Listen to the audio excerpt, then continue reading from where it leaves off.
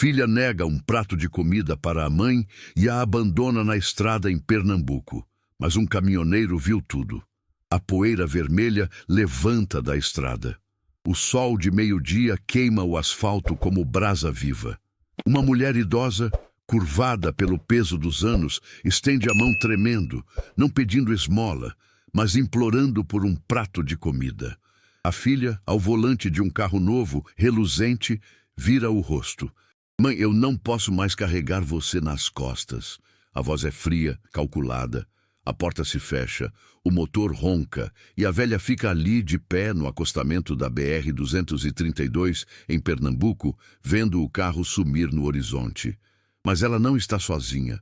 Um caminhoneiro parado a poucos metros viu tudo e o que ele fez mudou tudo. Fica até o final, porque essa história vai mexer com você de um jeito que você nunca imaginou. Era uma quinta-feira de novembro. Pernambuco ardia sob o sol inclemente. A BR-232, que corta o sertão como uma cicatriz, estava deserta naquela hora.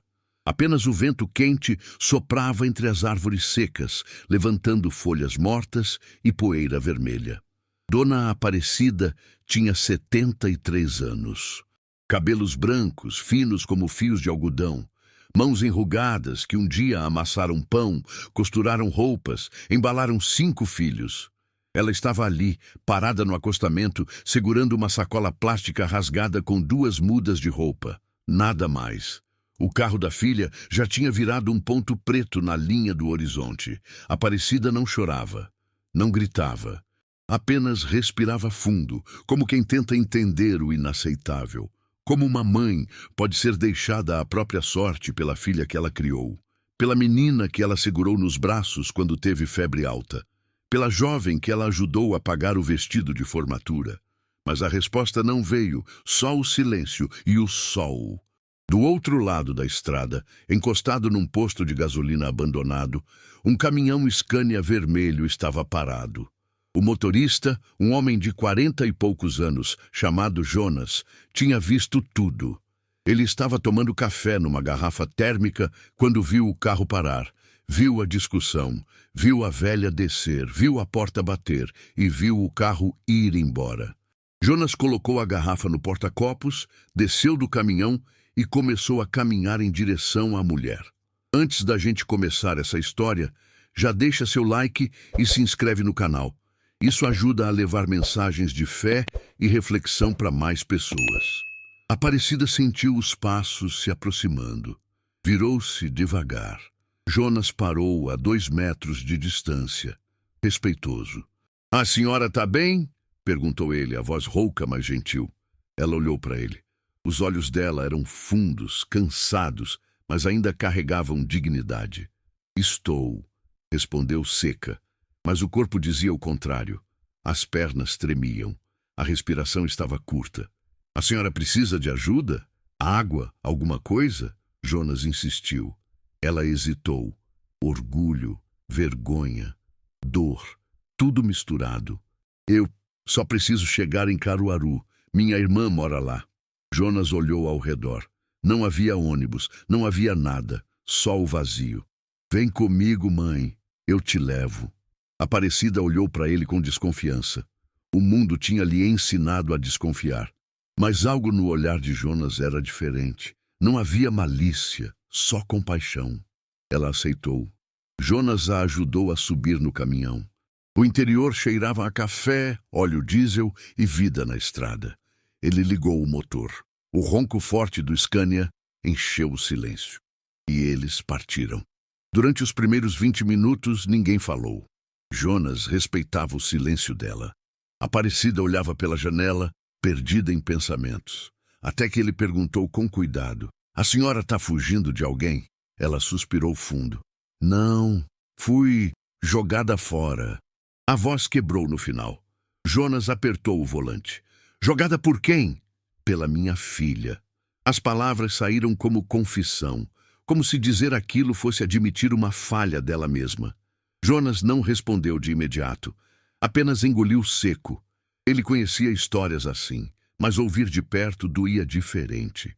"Mãe, me desculpa perguntar, mas o que aconteceu?" Aparecida fechou os olhos. Então, devagar, começou a contar. Ela tinha 5 filhos, 4 homens, uma mulher. A caçula era Juliana, a mais próxima. A preferida, se é que mãe pode ter preferida. Quando o marido de Aparecida morreu, há 10 anos, foi Juliana quem disse: "Mãe, vem morar comigo, eu cuido da senhora." E Aparecida foi. Vendeu a casinha simples que tinha. Doou os móveis. E foi morar com a filha e o genro, num apartamento pequeno em Recife. No começo foi bom. Aparecida ajudava em casa, cozinhava, cuidava dos netos. Mas o tempo foi passando. Juliana começou a mudar. O tom de voz ficou mais áspero. As palavras mais curtas. "Mãe, a senhora está deixando tudo bagunçado. Mãe, não gasta muita água no banho. Mãe, não acende a luz à toa." Pequenas farpas, que foram se acumulando, até virarem uma parede. O genro, Marcelo, era pior. Tratava a Aparecida como um peso, um fardo. Nas discussões do casal, ele sempre jogava na cara: "Sua mãe está aqui há anos, Juliana. Quando isso vai acabar?" Juliana nunca defendia a mãe nessas horas. Apenas baixava a cabeça, e Aparecida, deitada no quartinho minúsculo que ocupava, ouvia tudo. Cada palavra. Cada suspiro de impaciência, cada porta batida. Até que na semana passada, Juliana entrou no quarto da mãe, sentou na beirada da cama e disse sem rodeios: "Mãe, a gente não está dando conta. O apartamento é pequeno, a gente precisa de espaço, a senhora precisa ir para outro lugar." Aparecida sentiu o chão sumir. "Outro lugar? Que lugar, filha?"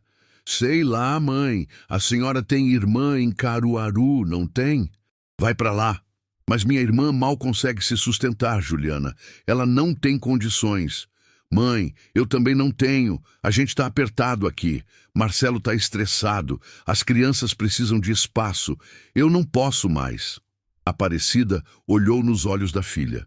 Procurou um traço de dúvida, de arrependimento. Não encontrou. Apenas cansaço, irritação. Pressa para se livrar. "E se eu não tiver para onde ir?" "A senhora vai dar um jeito, mãe. A vida ensina." E foi assim. 3 dias depois, Juliana colocou a mãe no carro, dirigiu em silêncio, parou no meio da BR-232 e disse: "Desce aqui, mãe. Pega um ônibus ou pede carona, mas eu não vou mais até Caruaru. Eu tenho compromisso." Aparecida desceu e viu o carro ir embora. Jonas ouviu tudo em silêncio. Quando Aparecida terminou de falar, ele tinha os olhos úmidos. "Mãe, me desculpa por tudo que a senhora passou." Ela olhou para ele surpresa. Ninguém tinha pedido desculpas, nem a filha, nem ninguém. "Obrigada, meu filho", disse ela baixinho, e pela primeira vez em dias ela chorou. Jonas não tentou consolá-la com palavras vazias, apenas dirigiu em silêncio, respeitando a dor dela. O caminhão seguia firme pela estrada, cortando o sertão pernambucano como uma promessa de recomeço. Aparecida enxugou as lágrimas com as costas da mão. Olhou pela janela. As casas começavam a aparecer. Caruaru estava próxima. Meia hora depois, Jonas estacionou o caminhão numa rua estreita do bairro onde morava a irmã de Aparecida. Era uma rua de terra batida, casas simples, pintadas de cores desbotadas. Crianças corriam descalças, cachorros latiam ao longe. Jonas desceu e ajudou Aparecida a descer também. Ela segurou a sacola plástica rasgada e olhou ao redor, como quem tenta se situar num lugar que já foi familiar, mas agora parece estranho. "É ali, meu filho." Apontou ela para uma casa azul clara no fim da rua. Jonas caminhou ao lado dela devagar, no ritmo dela. Quando chegaram à porta, Aparecida respirou fundo antes de bater. A porta se abriu. Uma mulher de cabelos grisalhos, magra, de avental sujo de farinha, apareceu. Era Marlene, a irmã de Aparecida.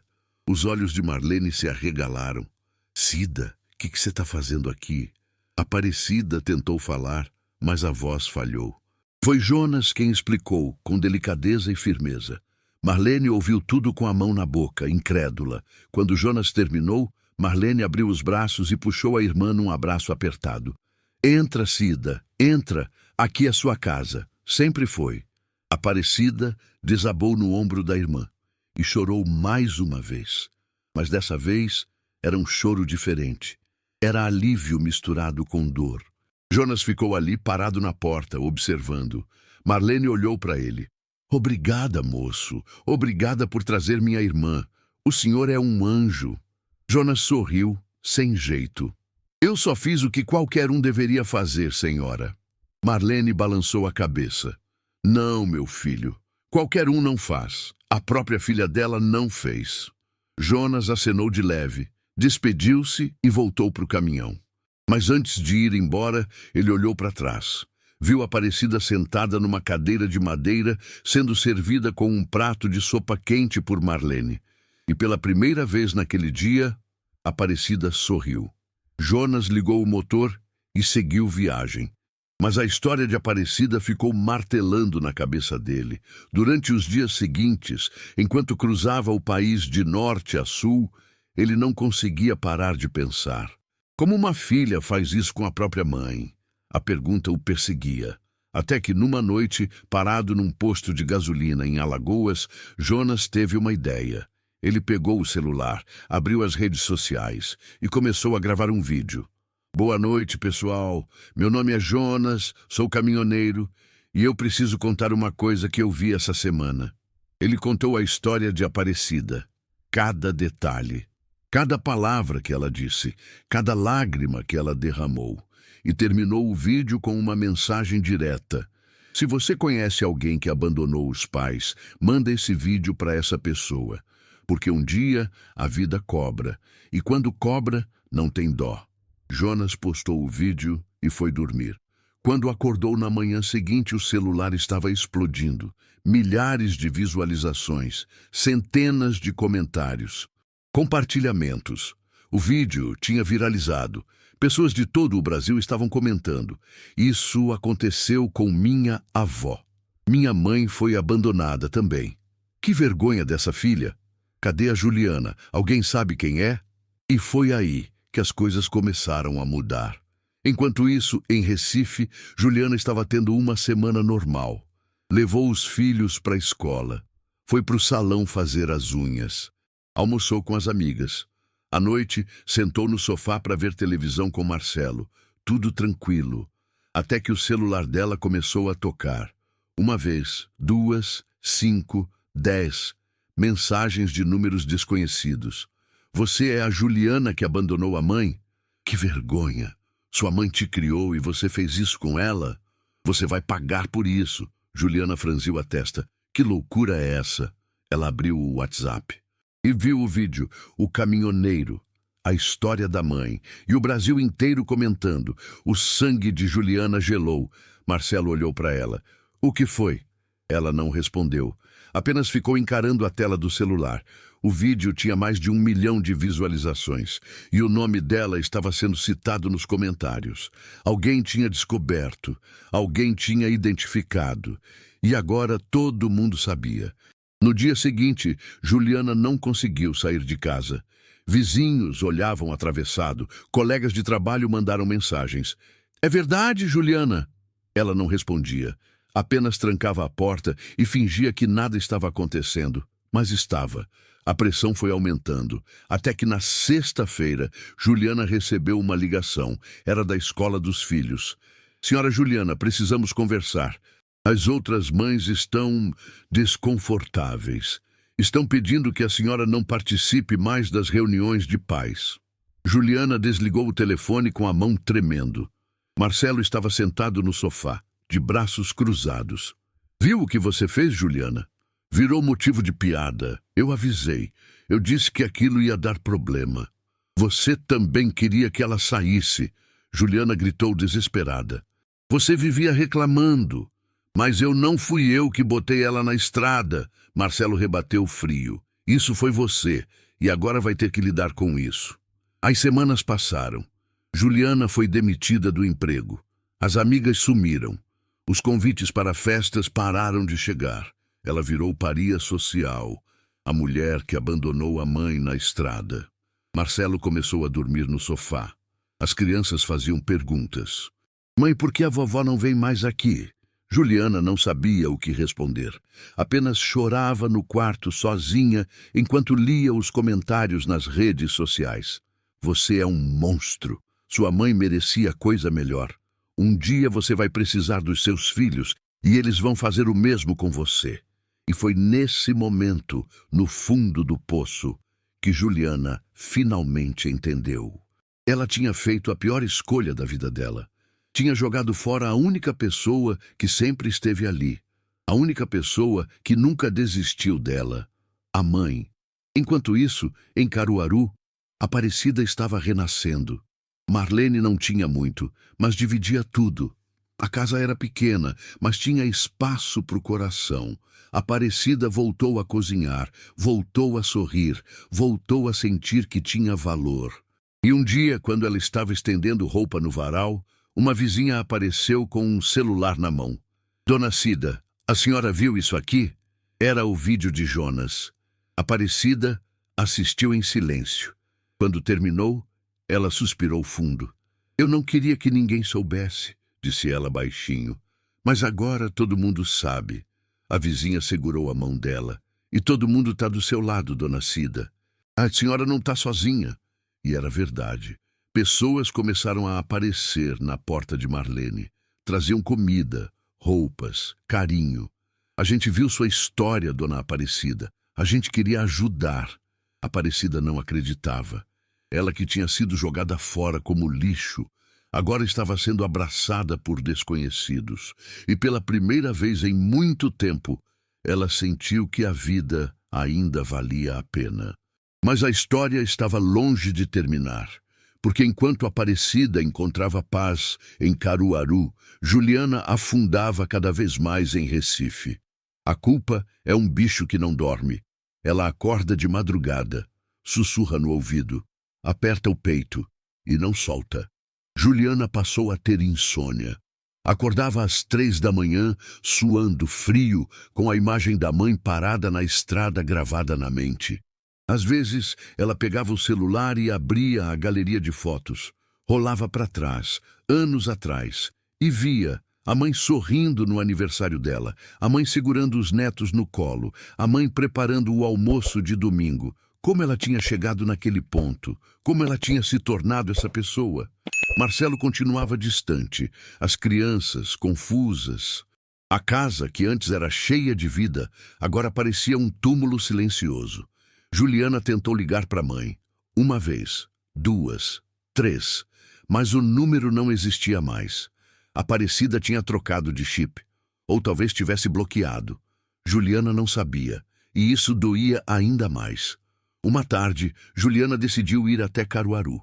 Ela precisava ver a mãe, precisava pedir perdão. Não importava se Aparecida aceitasse ou não. Ela precisava tentar. Colocou uma roupa simples, pegou a bolsa e foi até a garagem.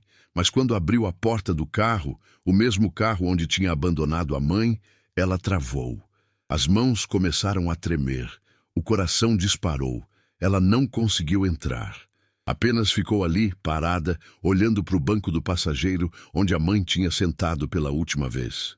E desabou ali mesmo, no chão frio da garagem, chorando feito criança. Marcelo apareceu. Olhou para ela e, pela primeira vez em semanas, sentiu pena. Ele se abaixou, segurou o ombro dela. Juliana, você precisa resolver isso. Eu sei, ela gritou entre soluços. Eu sei, Marcelo, mas eu não consigo, eu tenho vergonha, eu tenho medo. Medo de quê? De olhar nos olhos dela e ver o que eu fiz. Marcelo respirou fundo e então disse algo que mudou tudo. Juliana, sua mãe te criou sozinha depois que seu pai morreu, não foi? Ela assentiu, enxugando as lágrimas. Ela trabalhou de diarista, de cozinheira, de lavadeira, para você poder estudar, para você ter roupa nova, para você não passar fome. E quando você teve seus filhos, quem que cuidou deles enquanto você trabalhava? Juliana fechou os olhos. Ela sabia a resposta. Minha mãe. Isso, sua mãe, e você pagou tudo isso jogando ela na estrada. Então agora você vai lá, vai olhar nos olhos dela e vai pedir perdão, nem que ela cuspa na sua cara. Você deve isso a ela. Juliana olhou para o marido e pela primeira vez viu clareza. Ele estava certo. Ela levantou, enxugou o rosto, pegou a chave do carro e dessa vez entrou. Ligou o motor e foi. A viagem até Caruaru durou 2 horas. 2 horas de silêncio, de medo, de arrependimento. Quando Juliana chegou na rua de terra batida onde morava Marlene, ela quase desistiu. Quase deu ré e voltou. Mas algo maior do que o medo a empurrou para frente. Ela desceu do carro, caminhou devagar até a casa azul clara e bateu na porta. Marlene abriu. Quando viu Juliana, seu rosto mudou, de neutro para raiva pura. O que você quer aqui? A voz de Marlene era gelo. Juliana engoliu seco. Eu vim ver minha mãe. Sua mãe? Marlene riu sarcástica. Você não tem mãe, menina. Você jogou ela fora, lembra? Eu sei, tia. Eu sei o que eu fiz. E eu tô aqui pra quê? Pra pedir desculpa? Acha que um desculpa vai apagar o que você fez? Marlene estava gritando agora. Você deixou sua mãe na beira da estrada. Ela podia ter morrido, podia ter sido atropelada, podia ter passado fome e você não estava nem aí. Juliana começou a chorar. Eu sei, tia. Eu sei. Eu sou um monstro. Eu sei. Marlene ia fechar a porta na cara dela, mas uma voz veio lá de dentro, fraca, mas firme. Marlene, deixa ela entrar. Era Aparecida. Marlene olhou para trás, incrédula. Cida, você não está falando sério. Deixa ela entrar, irmã. Marlene abriu a porta com relutância. Juliana entrou. E ali, sentada numa cadeira de madeira, com um xale nos ombros e uma xícara de chá nas mãos, estava Aparecida. Ela estava mais magra, mais frágil, mas os olhos continuavam os mesmos, olhos de mãe. Juliana parou no meio da sala. Não sabia o que fazer. Não sabia o que dizer. Aparecida olhou para ela em silêncio, longos segundos, até que finalmente falou. Por que você veio, Juliana? A voz era calma, mas carregava dor. Juliana caiu de joelhos. Mãe, eu vim pedir perdão. Eu vim dizer que eu errei, que eu fui covarde, que eu fui cruel, que eu não mereço ser sua filha. As palavras saíam aos tropeços, misturadas com choro. Eu não tenho desculpa, mãe. Eu não tenho explicação. Eu só queria que a senhora soubesse que eu me arrependo. Todo dia, toda hora, eu me arrependo. Aparecida continuou olhando, sem expressão, sem movimento, até que ela colocou a xícara de lado, levantou devagar e caminhou até a filha. Juliana ainda estava de joelhos, cabeça baixa, esperando um grito, um tapa, uma maldição. Mas o que veio foi diferente. Aparecida colocou a mão na cabeça da filha e disse com a voz embargada, levanta, menina. Juliana ergueu o rosto banhado em lágrimas e viu nos olhos da mãe algo que ela não esperava. Não era raiva, não era ódio, era dor, mas também era amor. Um amor ferido, mas ainda vivo. Você me machucou, Juliana. Aparecida continuou, a voz trêmula. Você me machucou de um jeito que eu nunca pensei que uma filha pudesse machucar. Eu passei noites sem dormir, me perguntando onde foi que eu errei.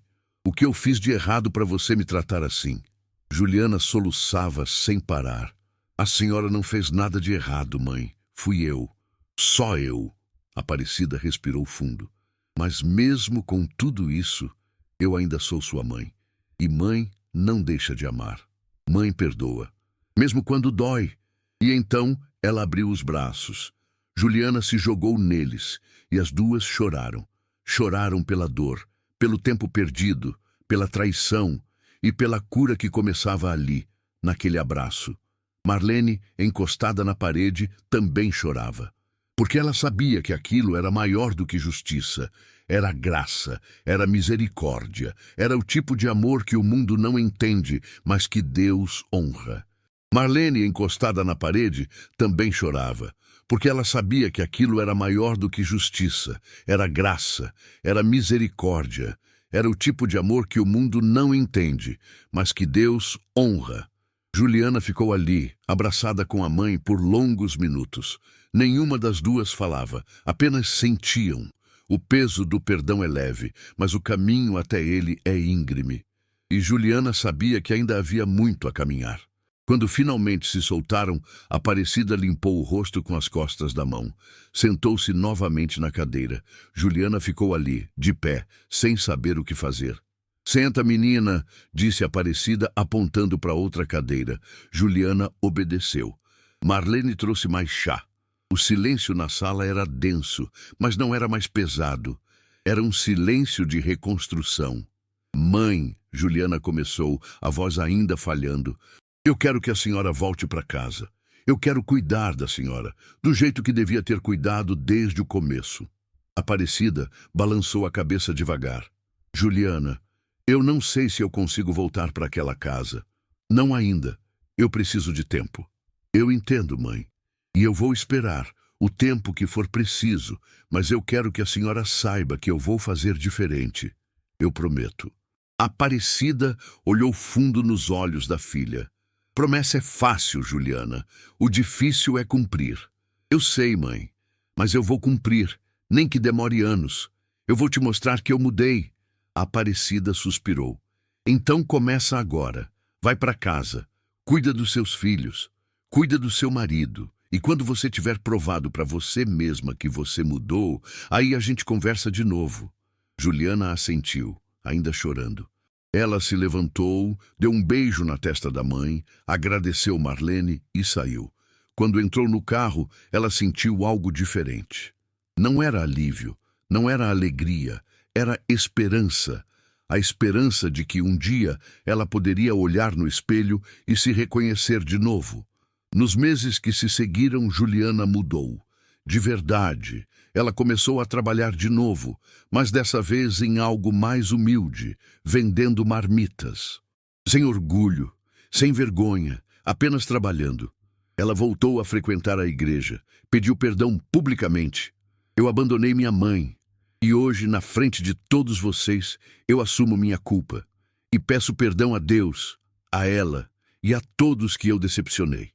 A congregação ficou em silêncio, mas no final uma senhora idosa se levantou e começou a aplaudir. Depois outra e outra, até que toda a igreja estava de pé, aplaudindo. Não era aplauso de aprovação pelo que ela fez. Era aplauso pelo arrependimento, pelo reconhecimento, pela coragem de admitir. Toda semana, Juliana ligava para a mãe. No começo, as conversas eram curtas. "Oi, mãe, tá tudo bem?" "Tô, filha. Precisa de alguma coisa?" "Não, tá tudo certo." Mas com o tempo, as conversas foram ficando mais longas, mais profundas, mais verdadeiras. Juliana contava sobre os netos, sobre o trabalho, sobre as dificuldades, e Aparecida ouvia, às vezes aconselhava, às vezes apenas ouvia, mas estava ali. Um ano depois do abandono, no dia do aniversário de Aparecida, Juliana apareceu em Caruaru sem avisar. Levou os filhos, levou Marcelo, levou um bolo, velas, balões e uma carta. Quando Aparecida abriu a porta e viu todo mundo ali, seu coração quase pulou do peito. "O que é isso?" "É seu aniversário, mãe, e a gente queria comemorar com a senhora." Eles entraram, cantaram parabéns, cortaram o bolo. As crianças correram pela casa. Marlene sorria, vendo a cena. E no final, Juliana entregou a carta para a mãe. "Lê depois, mãe, com calma." A Aparecida guardou a carta no bolso do avental. E quando todos foram embora, ela sentou na cadeira, pegou a carta e leu. "Mãe, eu não sei se essas palavras vão ser suficientes. Talvez nunca sejam. Mas eu preciso tentar. A senhora me ensinou a andar, a falar, a ler, a orar, me ensinou que família é sagrado, que mãe é para sempre. E eu joguei tudo isso fora, joguei a senhora fora. E isso vai me perseguir pelo resto da vida. Mas a senhora também me ensinou algo que eu só entendi agora. Perdão. A senhora me perdoou quando eu não merecia. Me abraçou quando eu devia ser rejeitada. Me deu outra chance quando eu tinha jogado fora todas as outras. Eu não posso apagar o que eu fiz, mas eu posso fazer diferente daqui para frente. E é isso que eu vou fazer, todo dia, pelo resto da minha vida. A senhora é a mulher mais forte que eu conheço e eu tenho sorte de ser sua filha. Eu te amo, mãe. Sempre amei e sempre vou amar. Juliana. Aparecida dobrou a carta devagar.